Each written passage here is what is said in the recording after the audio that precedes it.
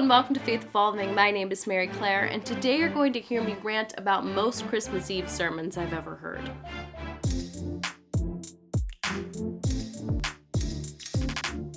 I'm an Advent girly, a Christmas aficionado, if you will. However, I get super angsty after most Christmas Eve sermons because they're so stinkin, stankin, stunkin, shallow. They're generally just altar calls inviting people to accept Jesus into their hearts. It's the same thing for Easter, and that's partially, if not mainly, because those are the two most highly attended services, because of the casual Christians, C&Ds, Chreasters, if you will. Now, I'm not trying to gatekeep Christianity. I'm just saying we all deserve better than some cheap formulaic conversion attempt on our highest holidays. I originally was going to just complain throughout this entire video, but here's the thing. It is really hard to sustain anger when you're watching cheesy Christmas movies with your mom, and it's also really hard to script when every time you take out your laptop, a little Frenchie jumps in your lap, followed not too long after by a Boston Terrier. All rage evaporates when you just look at those little faces. So I'm not going to complain about all these Christmas Eve sermons. Instead, I'm going to try to attempt to tell you all what I wish I would hear from the pulpit. Y'all know Jesus, right? Y'all have had John 3:16 shoved down your throats like it's a hot dog eating competition. Your eyes are on the grand prize and rent is due tomorrow. If not, I'll give you the little VBS refresher. John 3:16 says that God so loved the world, he gave his only begotten Son, that whoever believes in him shall never die, but have eternal life. Ring any bells? Any Christmas bells? Any jingle bells? Oh, brother, this guy stinks! We usually hear that one around the big Christian holidays, especially Easter, because of the whole death and resurrection thing, like, hey, accept Jesus into your heart, because you don't want to go to eternal hell torture fire, do you? But for right now, let's focus on that first part. God so loved the world that God came down in this embodied human form just to see what life was like. God was willing to walk around in our fragile little meat sacks and brittle bones just to get closer to us. Isn't that kind of beautiful? And there's hope in that. Even though it's really hard to have hope sometimes, especially when it's been commodified to mean some movie magic ending where everything turns out just as you had hoped, exactly how you planned, tied in this nice little bow, and it was Santa. It was Santa. Now, I'm always holding out hope for a Christmas miracle. It's honestly very infuriating to the people whom I love, but I'm a Christian. I have a burning and relentless sense of hope, albeit it's probably pretty naive a lot of the time. Because the world truly sucks sometimes. Just being alive is exhausting. Who needs that acknowledged on Christmas Eve? I do.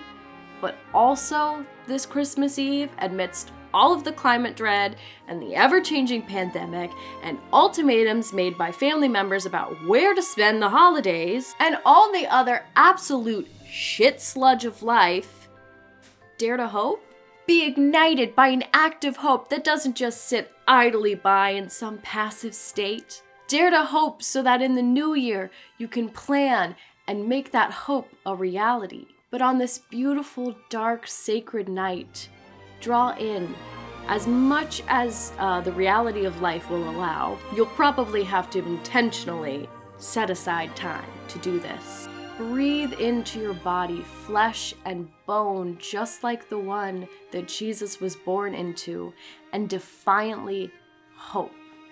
Confession, I'm starting to feel a little bit more sympathetic to all of those preachers and their Christmas Eve sermons I've picked apart, because it is really hard to preach a message about hope when A, you're struggling to have it yourself, and B, you're trying to avoid cliches. The topic of hope has been done to death, but there's still death and hatred and general ugliness Even after we light our candles and we sing Silent Night and we usher everyone out the door to go home and dream about candy canes and sugar plums or whatever. We wake up after the holidays to have people pushing diet culture in the new year and life to get back to, and I don't wanna.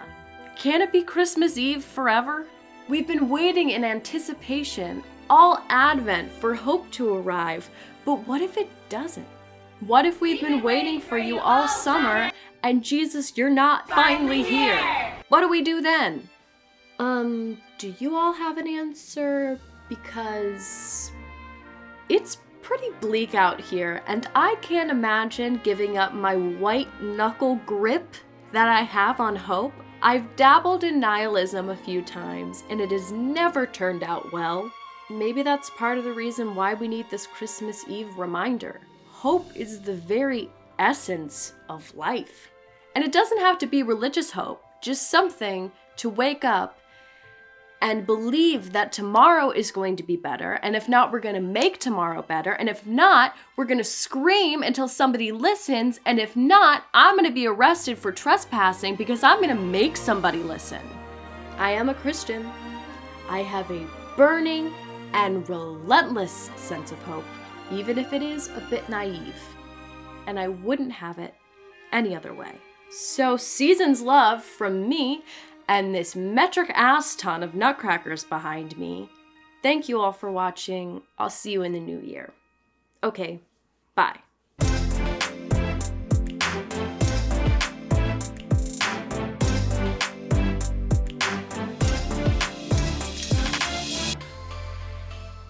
I'm a Chrisman. I'm a Chrisman? What's that?